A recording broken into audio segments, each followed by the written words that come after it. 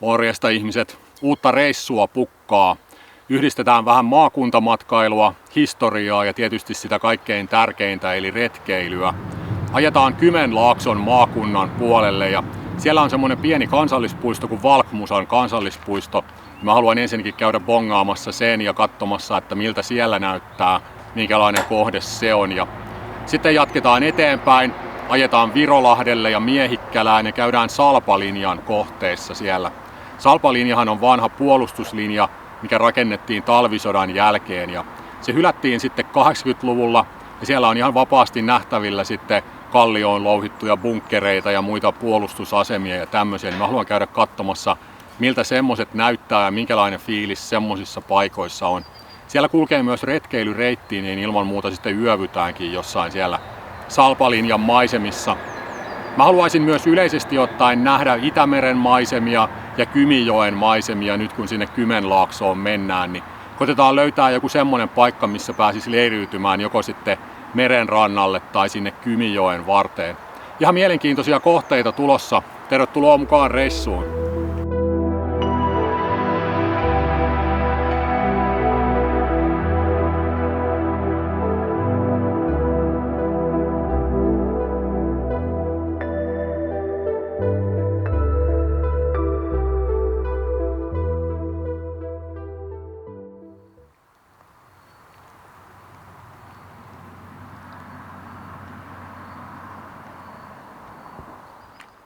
Matka alkaa Kaivannon kanavalta Kangasalta.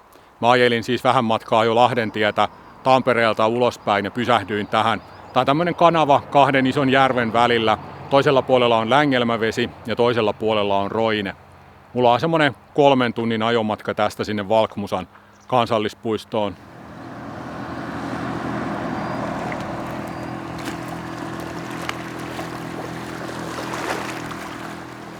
Nyt on kesä.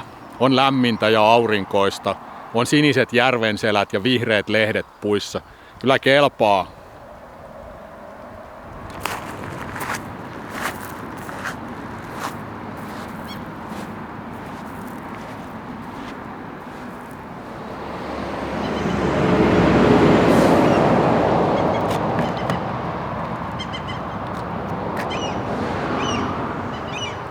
Vähän kahvia kioskista ja sitten menoksi.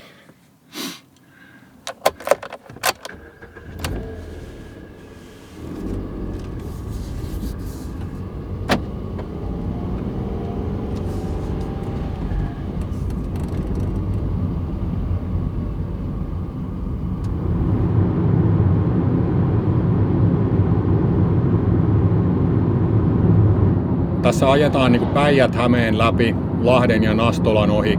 Sitten käännytään pienemmille teille ja käydään Uudenmaan puolellakin vähän aikaa siinä, kunnes sitten tullaan Kymenlaakson puolelle ja Pyhtään kuntaan, missä se Valkmusa sijaitsee.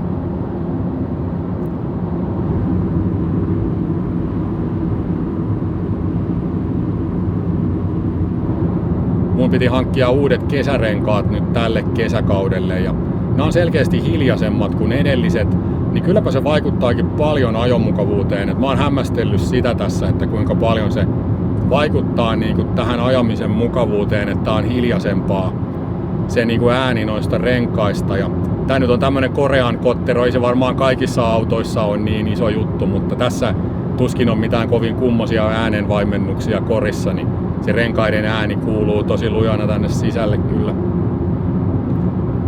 Mut joo, pieni auto on hyvä. Moottori vähän niinku ruohonleikkurissa.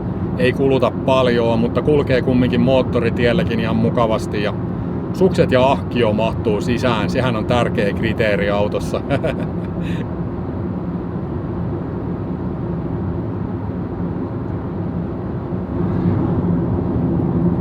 Parikymmentä kilometriä Lahteen. Vois käydä siinä syömässä ennen pikkuteille kääntymistä.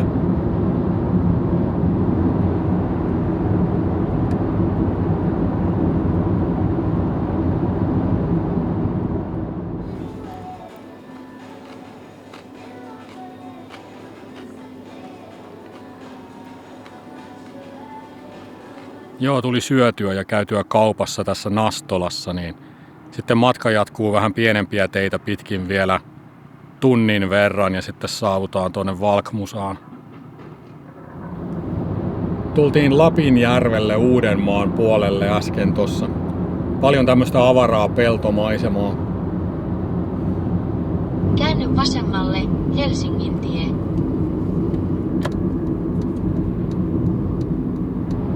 Hyvä tulla vihdoin nyt tänne Kaakkois-Suomeen. En ole ikinä oikein käynyt täällä kunnolla, että Kouvolassa on käynyt pari kertaa pikaisesti, mutta esimerkiksi Kotkassa, Haminassa, Loviisassa ja mitä näitä rannikkokaupunkeja siinä nyt on, niin en ole käynyt ikinä niistä missään, että tää on mulle liki tuntematonta seutua.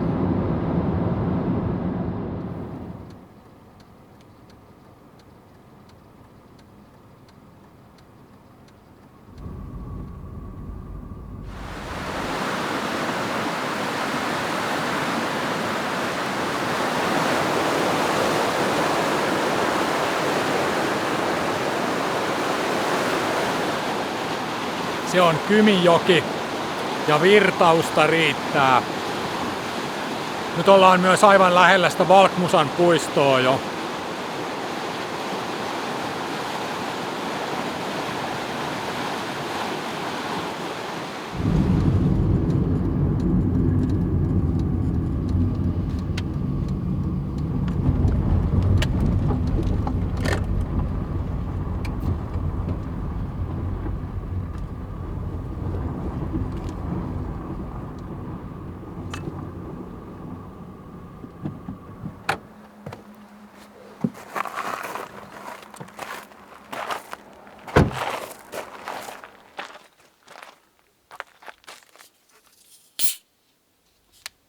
Katsotaan vähän karttaa ja sitten lähdetään tuonne alueelle.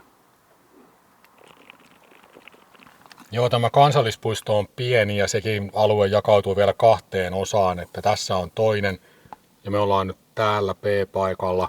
Täällä on niin kuin iso puolisko vielä kansallispuistosta, siellä ei ole mitään reittejä eikä mitään. Ja täälläkin on vaan niin kuin tämmöinen ympyräreitti tässä, joka on 2,3 kilsaa. Ja sitten täällä on tämmöinen päivätupa täällä alueen toisella reunalla, mutta siinä ei ole niin kuin yhdysreittiä tässä välillä, että sinne pitää sitten kiertää erikseen toisen parkkipaikan kautta tänne polkua pitkin tänne Moronvuoren päivätuvalle. Mennään sinne sitten myöhemmin, mutta käydään nyt katsomassa tää pieni lenkki tonne suolle.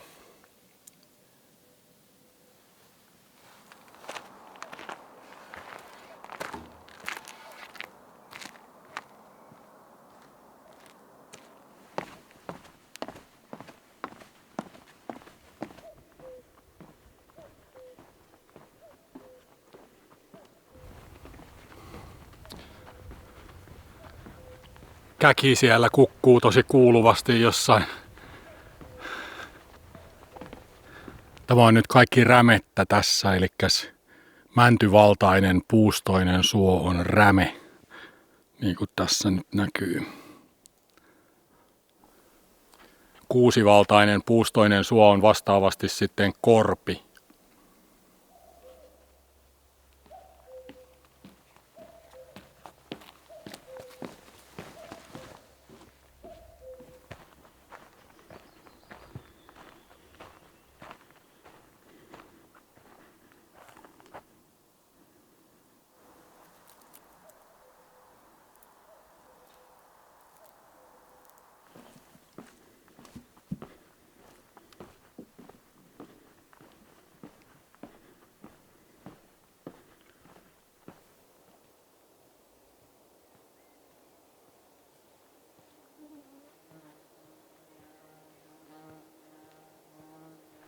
Joo, tämä on ihan tämmöinen pieni luontopolkurinksa vaan tämä, alle 2,5 kilometriä. Ja puolivälissä on lintutorni, me saavutaan kohta siihen, niin sieltä toivottavasti sitten nähdään jotain hienoja avaria maisemia.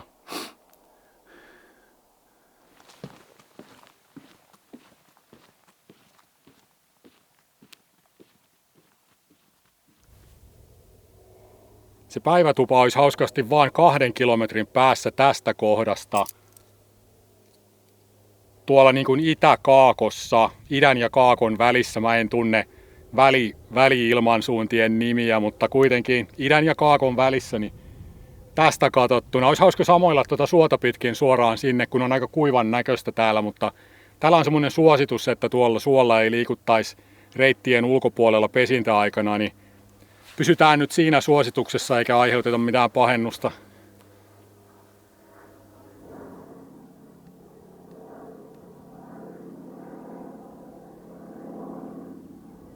Mä en ole mikään suon tuntija niin kuin sinällään, mutta semmoisen perussilmäyksen osaan totta kai katsoa suosta, että miltä se näyttää niin kuin kulkemisen kannalta. Ja nyt jos tästä katsotaan, niin toihan on täynnä tuommoista niin kuin ruohoa tai heinää toi suo, vaikka niin kuin avosuota, muutama männyn taimi siellä täällä. Mutta jos ajattelee, että jokaisella tuommoisella ruohonkorrella on juuret siellä maassa, ja sitten on lisäksi noin rahkasammaleet ja noin minkä päällä toi kasvaa toi ruoho, niin siinä on niin paljon semmoista maa-ainesta jo, että siinä todennäköisesti kävelee ihan lepposasti ja kiertää semmoiset vesikuopat sitten, jos semmoisia vastaan tulee, mutta mun arvioni tästä nyt olisi, että toi olisi erittäinkin hyvin kuljettavissa toi suo, jos tuosta lähtisi vaan kävelee. Ja mä tarkoitin nyt semmoista niin kuin järjellistä kulkemista eli kävelemistä suolla, että kyllähän Mutavellissäkin voi vaikka uida kainaloita myöten, mutta se ei ollut nyt niinkään se, mitä mä tarkoitin tuossa.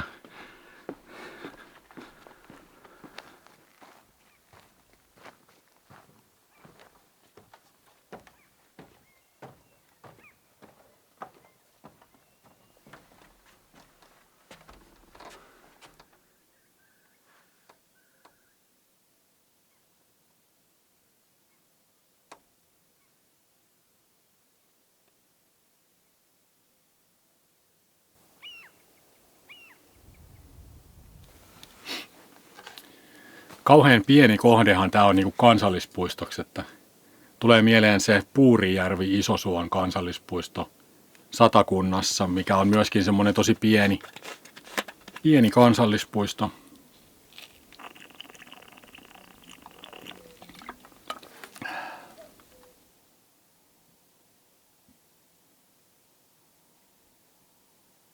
Jaha, tuosta lähtisi mutkittelemaan polku tonne suolle. Siitä on varmana kuljettu sinne tuvalle. Mut joo, pitäydytään edelleen siinä suosituksessa, ettei mennä tonne suolle, niin mun pitää nyt kiertää autolla aikamoinen matka, että pääsee sitten sinne tuvalle vievälle polulle.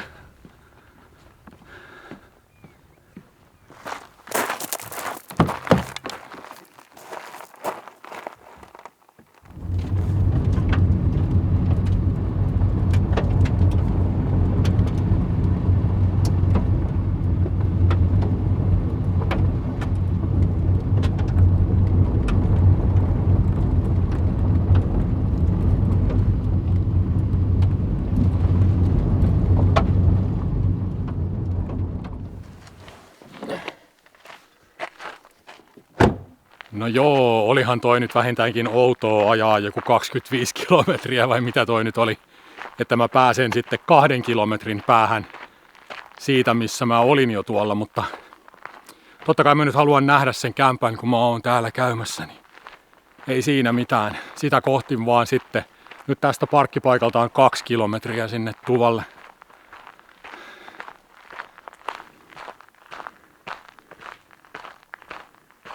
Siinä päivätuvan pihamaastossa saisi leiriytyäkin, mutta mä olin ajatellut yöpaikaksi semmoista laavua tuolta lähempää Pyhtään kirkonkylää, mikä on ihan Kymijoen niin kuin rannassa. Olisi hauska yöpyä siinä joen penkereellä tai lähellä sitä. Mä taidan kumminkin mennä sinne ennemmin.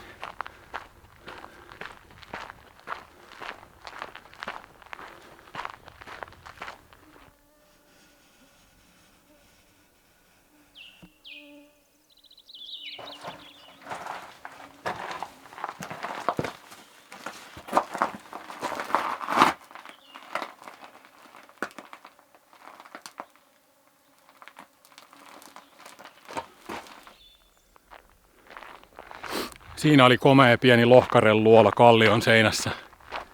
Tää oli vissiin Moronvuori nyt sitten ja sen päivätuvan nimihän on Moronvuoren päivätupa. Mutta tuolla päällä se ei suinkaan ole.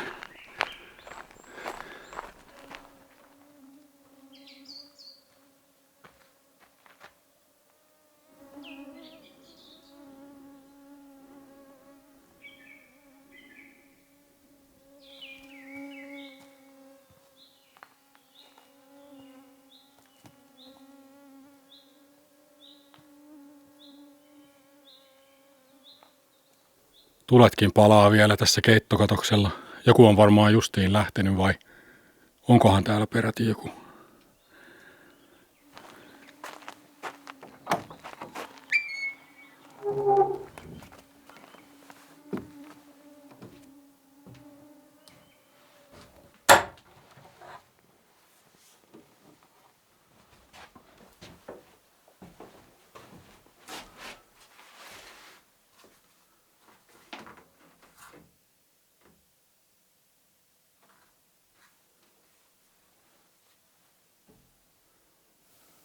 No joo, tämähän on ihan hieno ja tämmönen oikea tupa.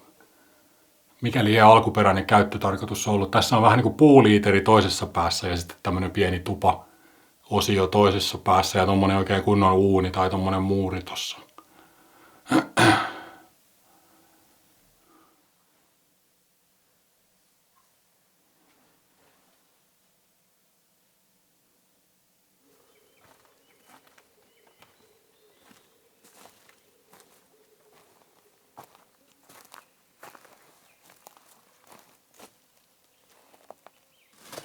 Oho,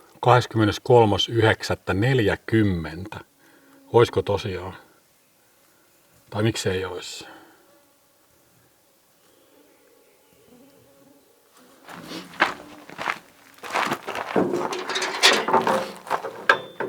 Tässä on onneksi jotain sadevettä ämpärissä sen verran, että mä saan vähän sammuteltua niin mun ei tarvi enää jättää sitten.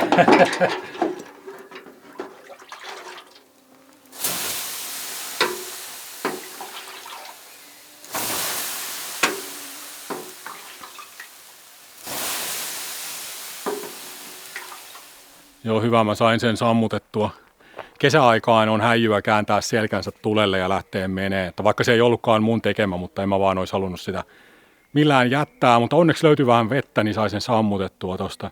Nyt on se kakkoslevelin metsäpalovaroitus, semmoinen oranssi metsäpalovaroitus, mutta tossahan voi kyllä ihan sääntöjen puitteissa tehdä tulet, kun on toi hormi, et ei siinä mitään, mutta mä en mielellään kesäaikaan käännä selkääni tulelle kauheasti, että talvella ja syksyllä on sitten toinen juttu ja keväällä. Mut joo, on hieno tupa, ehdottomasti käymisen arvoinen paikka, mikäli ei vanha savottakämppä tai joku vastaava.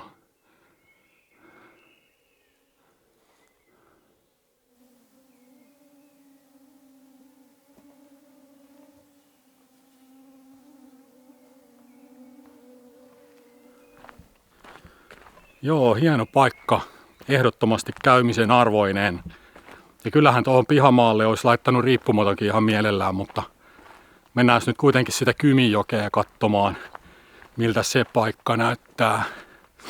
Siitä tulesta vielä, niin mähän en siis mielellään moralisoi toisten tekemisiä, eikä mulla ollut se tuossa niinku motiivina yhtään, vaan pikemminkin vähän niin kuin itsekäs motiivi, että jos vaikka joku olisikin tullut nyt tänne, tullut mua vastaan tässä polulla, niin sehän olisi luullut, että mä oon jättänyt sen tulen ja siitä mä en olisi tykännyt kyllä yhtään, että sain ainakin nyt omatuntoni kiillotettua sitten tästä asiasta.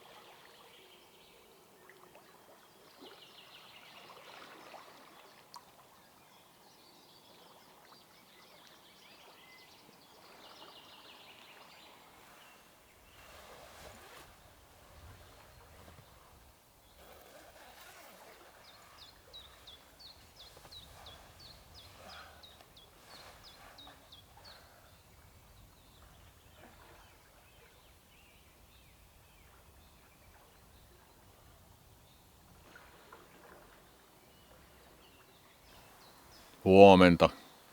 Mä pääsin kuin pääsinkin Kymijoelle yöksi. Mä oon ihan tässä joen rannalla tässä ja tää kohta joessa on nimeltään Hellinkoski ja viereinen taajama tossa on Ruotsin Pyhtää. Tässä on tämmönen laavupaikka joen mutkassa. Todella hieno paikka.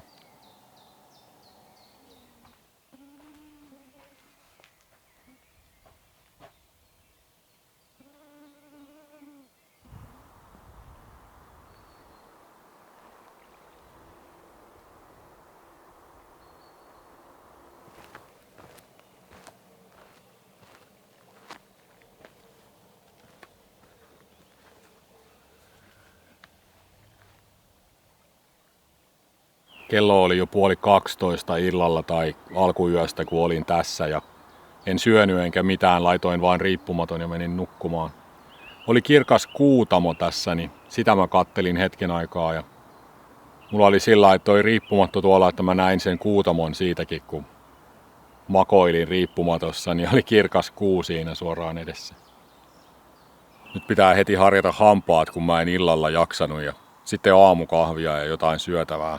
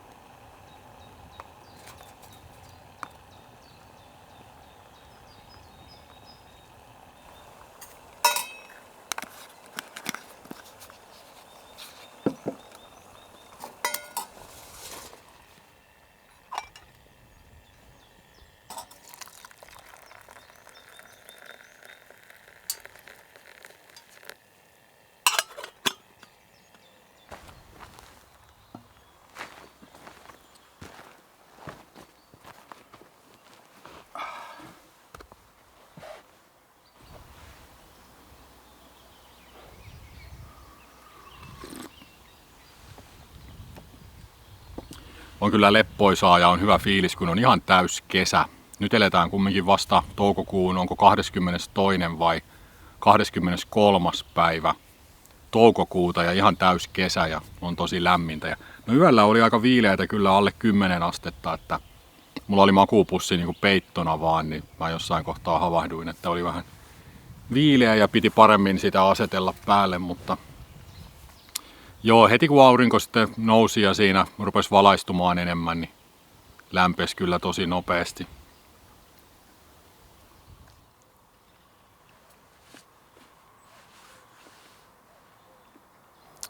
Paljon parempi puolivarjo tässä riippumatolla.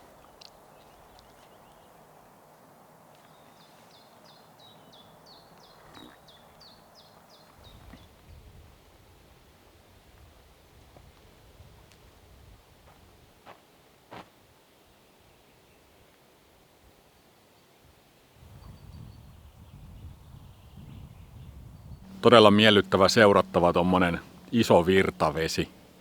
Mä justiin katoin Kymijoen tietoja, niin tää on vaan 1/5 haarasta, mitkä laskee sitten Itämereen, että Kymijoen suisto on niin kuin 5-haarainen.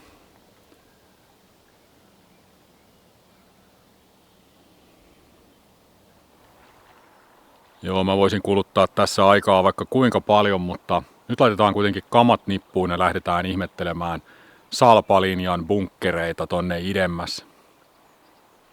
Joo, sitten vaan menoksi. Mulla on auto tuossa alle kilometrin päässä jonkun urheilukentän parkkipaikalla siinä, että aika lähelle tuota laavua pääsi autolla.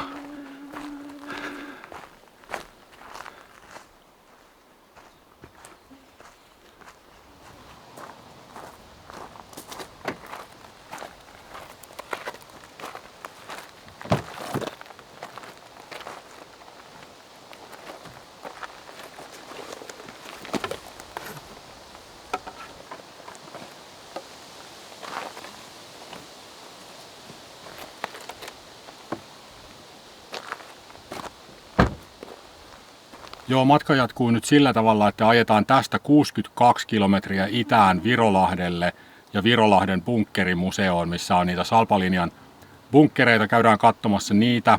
Sitten jatketaan pohjoisemmas, ajetaan Miehikkälään, missä on Salpalinjan museo. Ja sitten siinä lähellä on semmonen järvi ja siellä leiripaikka, mihin mä tähtään sitten ensi yöksi.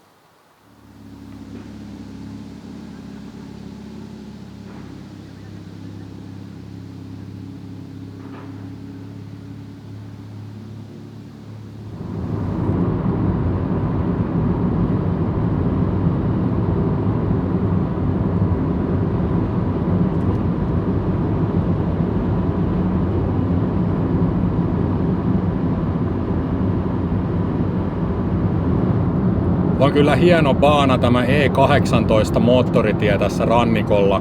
Mä oletan, että tämä menee niin kuin itärajalle saakka ja tässä on varmaan ajateltu, että itäturistit pääsee sitten nopeasti ja helposti Helsinkiin tuolta Vaalimaan rajanylityspaikalta. Ja no nythän sitä turismia ei ole enää, mutta joo, vaikea uskoa ja vaikea kuvitella, että tämmöinen väylä olisi tehty pelkästään näitä pikkukaupunkeja ajatellen, mitä tässä rannikolla on.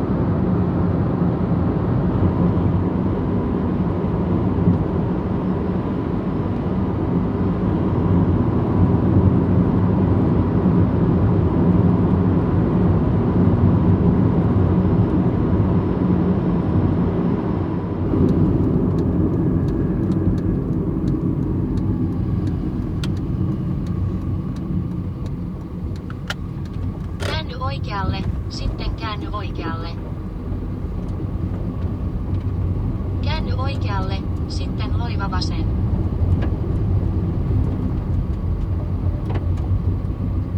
Loiva vasen, sitten määränpää on vasemmalla.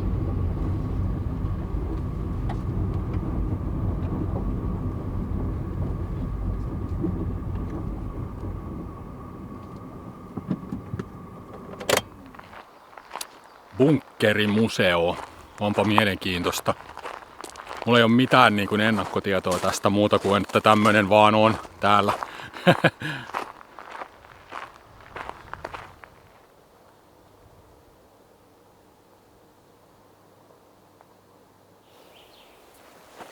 No nyt ollaan Salpalinjalla ja tässä on tämmöistä panssariestevallia tässä ja Salpalinjahan rakennettiin sen takia, että talvisodassa kun menetettiin Suomen itäisiä alueita, niin siinä menetettiin myös sen aikaiset puolustusasemat, jotka jäi sitten sinne niin kuin rajan taakse. Niin sen takia tätä uutta rajaa suojaamaan sitten rakennettiin pitkä puolustuslinja, joka on tämä Salpalinja. Ja tämä on tosi pitkä, tämä jatkuu Savukoskelle saakka, sinne Lappiin saakka ja tämän pituus oli joku 1200 kilometriä muistaakseni, mutta täällä eteläpäässä maata tämä on niin kuin vahvimmillaan tämä puolustuslinja, koska ajateltiin, että täällä olisi se todennäköisin niin kuin hyökkäyksen kohta sitten, että jos Suomeen hyökättäisiin uudestaan.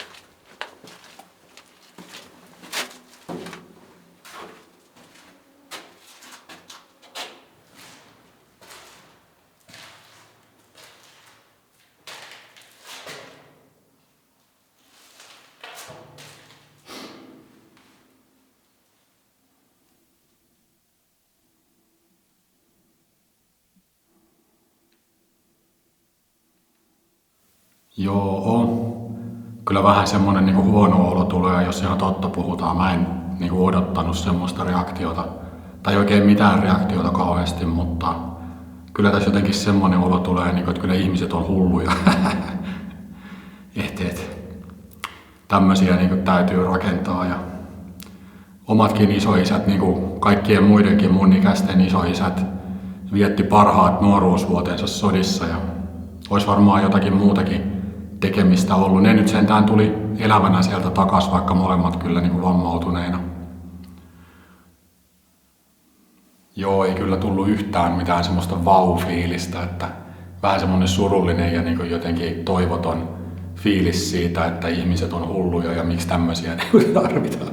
Mäkin totta kai elän tässä samassa todellisuudessa, missä kaikki muutkin ihmiset elää ja mä tiedän ja ymmärränkin, että maailma ei ensinnäkään ole niin reilu paikka, se ei ole oikeudenmukainen paikka läheskään aina ja sillä lailla, että sitten kun ne vallassa olevat ihmiset haluaa ruveta sotimaan, niin eihän siinä tavallisella ihmisellä tai yksittäisellä ihmisellä ole mitään sanomista siihen. Jotenkin silti tuntuu nyt niin kuin vähän epätodelliselta ja semmoiselta, niin kuin, että oi voi. Joo, mä lopetan nyt synkistelyn. Se on vaan semmoinen realiteetti, että toi tappeleminen ja sotiminen jollain lailla kuuluu ihmislajin luonteeseen, haluttiin tai ei. Ja historia sen todistaa, että jos maailman historiaa katsotaan ihan miltä tahansa aikakaudelta vaan, niin siellä ei ole mitään rauhanpäiviä ollut, vaan että aina jossain päin maailmaa on sodittu ja näin. Me eletään onneksi nyt rauhassa ja toivottavasti se jatkuu. Ja vielä palatakseni realiteetteihin, niin tällä salpalinjallahan ei ole siis koskaan sodittu, että tää on vaan ollut niinku varotoimena.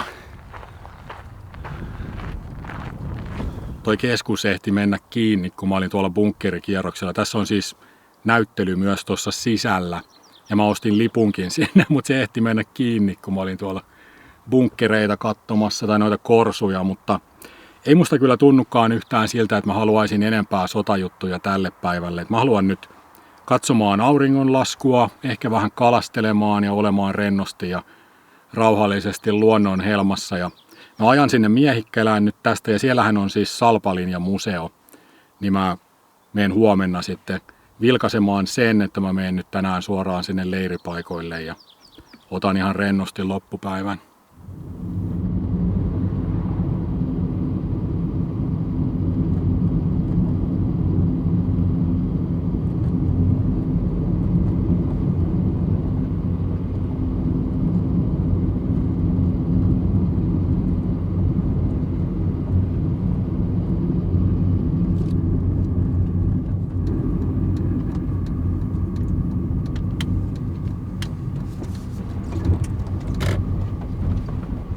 Loiva vasen, sitten saavut määränpäähäsi.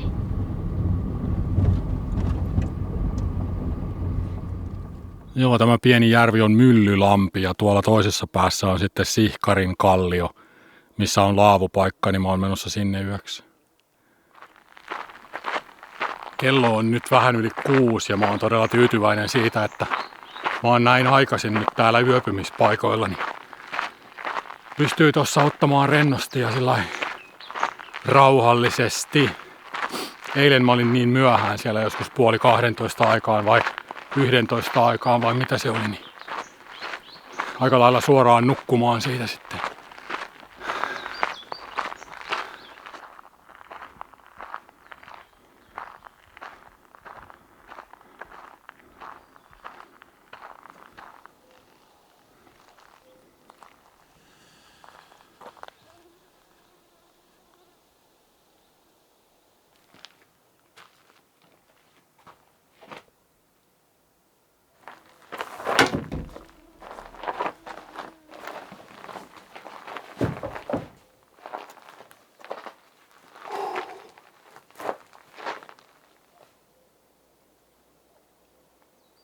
Hyvä. Ihan hieno paikka. Hyvä näkymä tuonne järvelle, kun tää on vähän korkeammalla tässä rinteessä tää laavupaikka. Ja mä luulin, että täällä on pelkkä tämmönen laavu, mutta tossahan oli vaikka mitä, jos oli semmonen hieno iso kota. Sitten oli näkötorni tuolla mäellä. Sitten tuossa vieressä oli joku mökki, mistä oli ikkunat laudoitettu, joku suljetun näköinen rakennus tossa.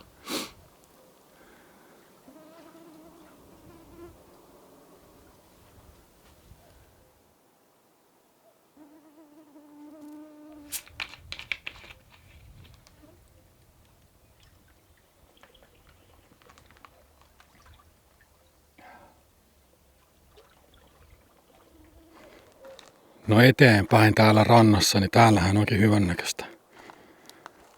Johonkin tänne sitten riippumatta. Mieluummin ehkä vähän matkan päähän tosta laavusta.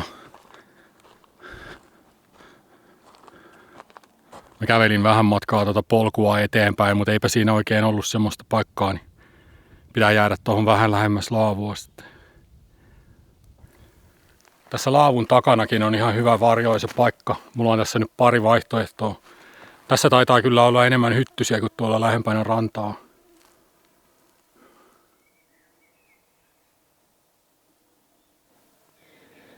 Vähän lepoa.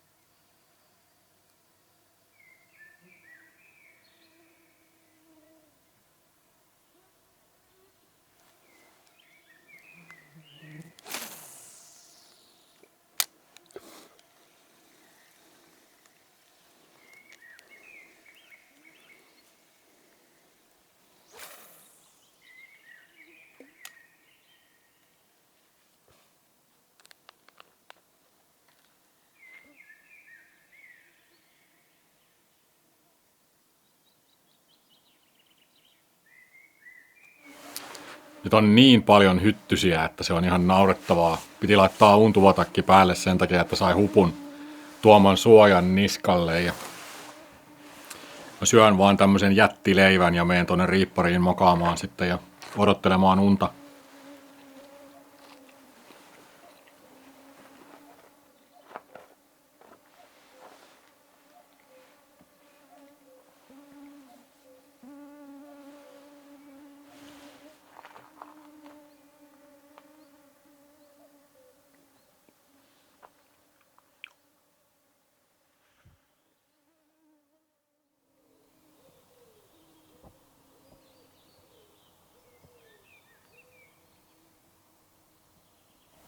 Huomenta. Kylläpä väsyttikin illalla. Mä taisin nukahtaa aika nopeasti ja melko aikaisin.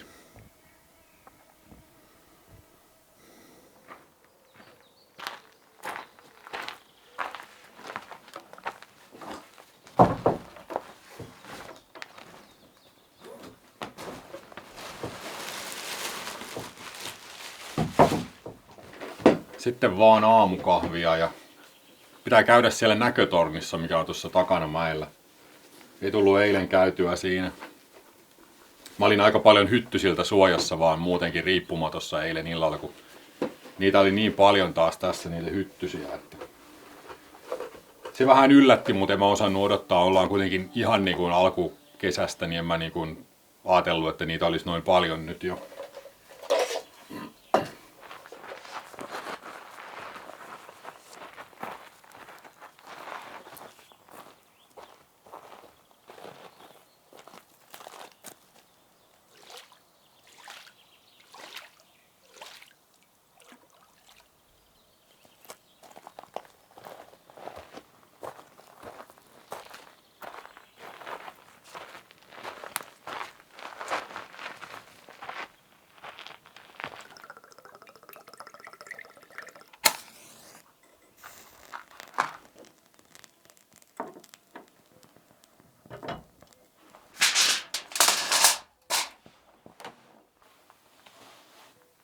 Ihan on rauhallista.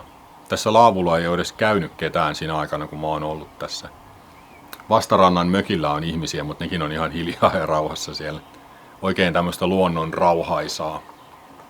Mä siis illalla mietin, kun tähänhän pääsee autolla ihan viereen, niin mä mietiskelin, että kannattaako tähän jäädä, että jos kumminkin tulee jotain levotonta ryhmää vielä joskus iltamyöhällä tähän laavulle, mutta eipä tähän ole tullut ketään ja ei tietysti voisi sillä lailla olettaakaan, että tämmöisissä julkisissa laavupaikoissa saisi yksin olla, mutta mähän olisin voinut sitten siirtyä eteenpäin totta kai.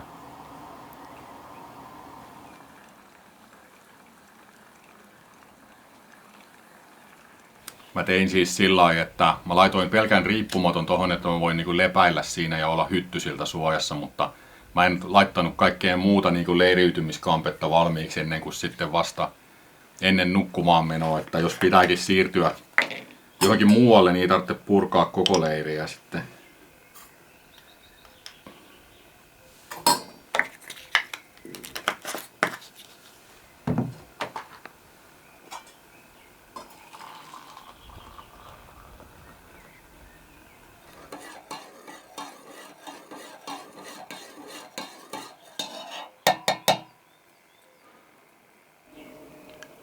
Mä oon miettinyt tässä sitä eilistä bunkkerikäyntiä ja että miksi se aiheutti niin semmoisen vahvan reaktion, että tuli semmoinen huono fiilis ja semmoinen vähän niin kuin surullinen olo niin kuin jotenkin ja semmoinen pettymys tuli.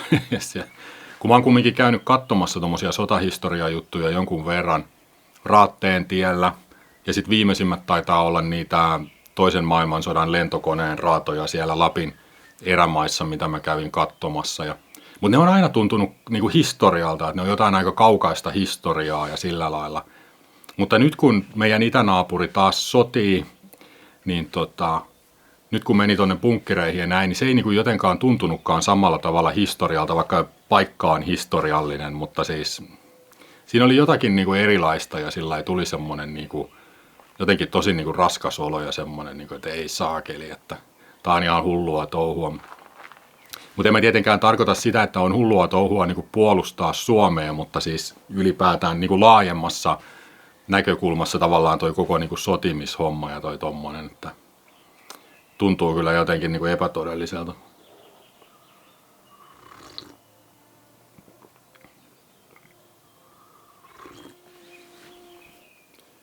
mähän en ole siis käynyt armeijaa, että sitä kokemusta mulla ei itsellä ole, että mä olin nuorena jotenkin tosi levoton ja täynnä semmoista kapinaa ja erosin kirkosta heti kun täytin 18 ja tämmöiset niinku instituutiot jotenkin ärsytti mua ja en mä olisi niinku halunnut olla osa oikein mitään ja kävinkö mä 2 vai 3 kertaa kutsunnoissa ja sitten ne sanoi, että joo ei tarvitse tulla, että lopetetaan tämä pelleily.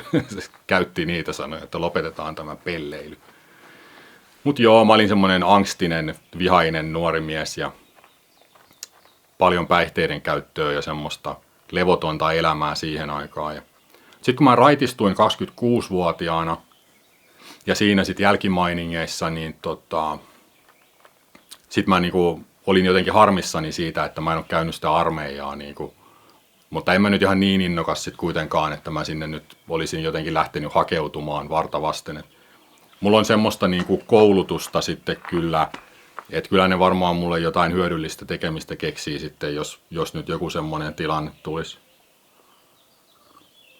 Mutta kyllä se niinku ajatus jostain sotaan joutumisesta tai lähtemisestä on hyvin semmoinen ristiriitainen ja häiritsevä ajatus mulle, että sitä en kiistä kyllä yhtään. Että mäkin totta kai aikuisena miehenä koen sitä samaa niinku velvollisuuden tunnetta, mitä varmasti suurin osa ihmisistä Suomessa kokee, niinku, että me ollaan niinku velkaa niille 30- ja 40-luvun suomalaisille, jotka taisteli tämän maan puolesta ja että meidän pitää niinku tarvittaessa olla valmiita niinku samaan ja näin. Ja tosiaan munkin isoisät oli siellä niinku kaikkien muidenkin mun ikäisten isoisät ja isän isällä oli niin huono tuuri vielä, että se oli armeijassa, kun talvisota syttyi, niin se joutui palaamaan sitten armeijaan suoraan talvisodan jälkeen ja sitten jatkosotaan. Että se todella vietti nuoruutensa sodassa. Joo, mutta kumminkin niin sillä semmoisella niin kuin laajemmalla tasolla jotenkin tuo joku tommonen sota ja tommonen ja tosi vastenmielinen ajatus, että jotenkin sitä vaan niin kuin toivoisi ehkä vähän sillä lapsellisesti, että ihmiskunnan pitäisi oppia jotain parempia keinoja niin kuin ratkaista tommosia konflikteja, että jotenkin tuntuu ihan käsittämättömältä jotenkin. Onkohan mulla joku semmoinen niin kuin prosessi menossa tai jotain? Mä en oikein niin kuin itsekään tiedä, miksi mä nyt niin kuin koen jotenkin niin kauhean vahvasti näitä asioita täällä.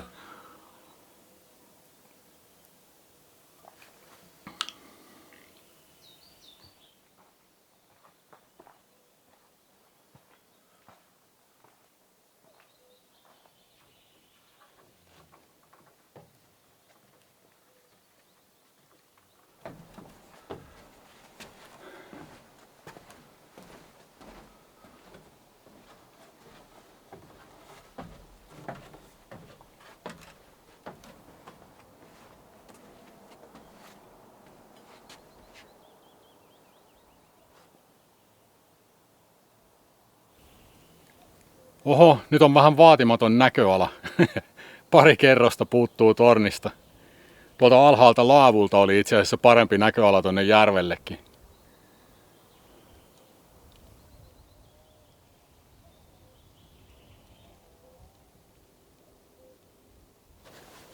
No täällä toisella puolella ei sit mitään näköalaa olekaan.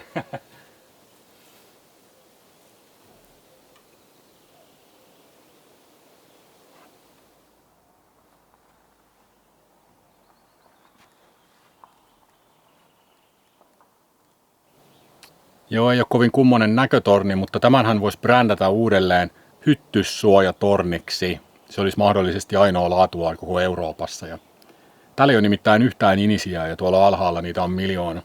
Mukava tuuli myös täällä.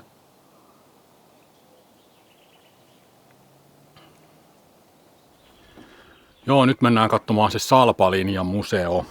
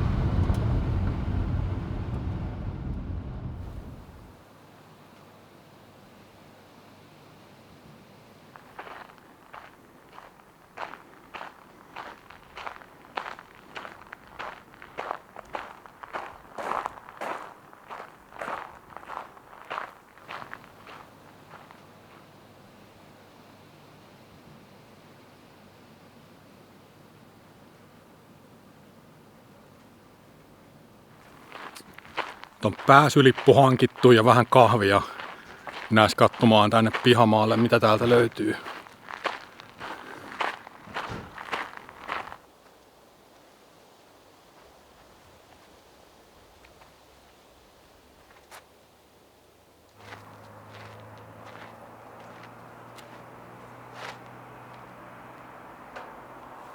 Korsun valumuotti.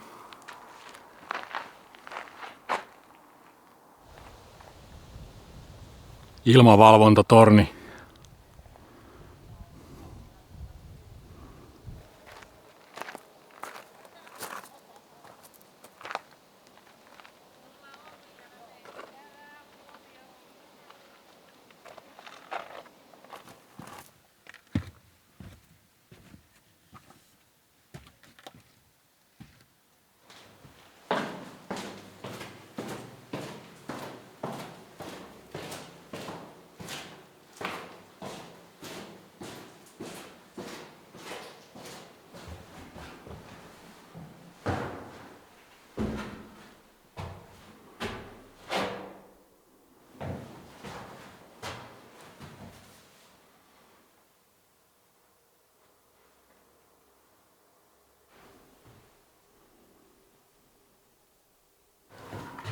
Jos vihollinen pääsi tuohon oven taakse, niin tästä pystyi pudottaa käsigranaatin sinne oven toiselle puolelle.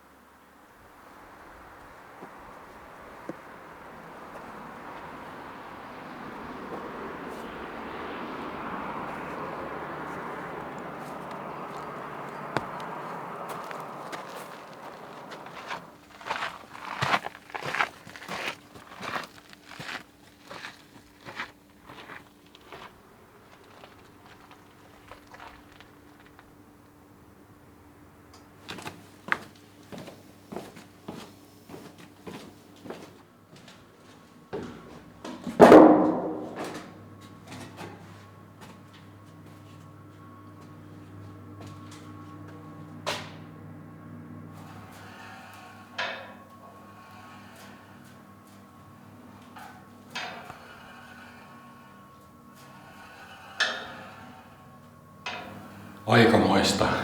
On nää kyllä vaikuttavia nämä rakennelmat, ei voi muuta sanoa.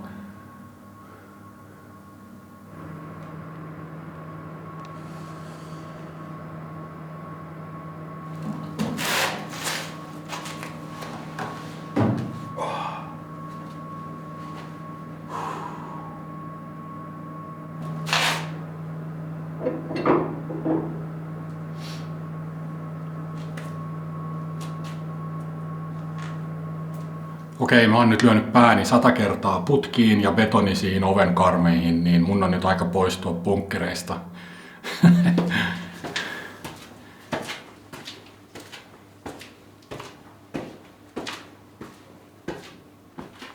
Joo, näitä riittää paljon.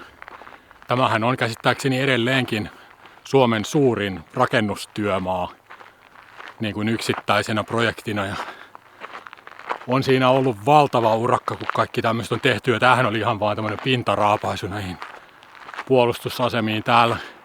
Musta kuitenkin tuntuu, että mä oon nyt nähnyt tarpeeksi.